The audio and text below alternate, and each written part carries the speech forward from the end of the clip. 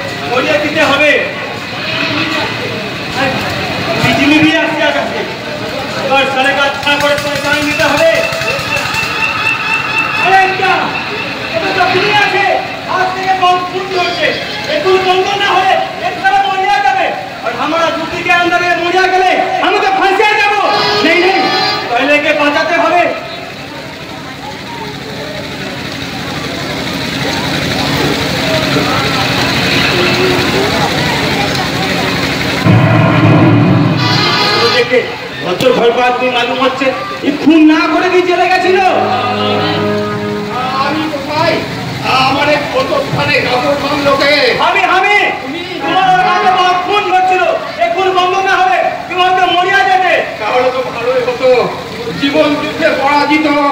এই মানুষটা লাশ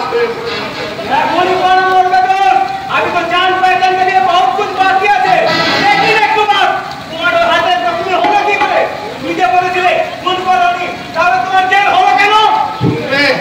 শুনতে তুমি আমার জীবন যন্ত্রণার কথা হ্যাঁ আমি শুনতে বলো তো কি যে তোমার কোন কাহিনী আমার নাম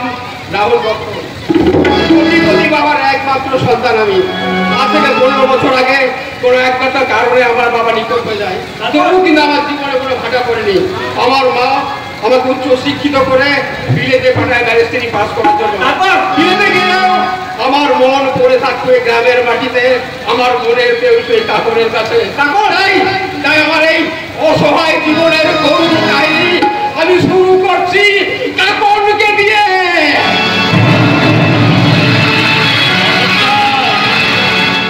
তরুণ সংঘের পক্ষ থেকে নববর্ষের প্রীতি শুভেচ্ছা ও অভিনন্দন জানিয়ে ঠাকুর শ্রী শ্রী রামকৃষ্ণদেবের আশীর্বাদ মাথায় নিয়ে দেবধারা গ্রাম্য দেবতা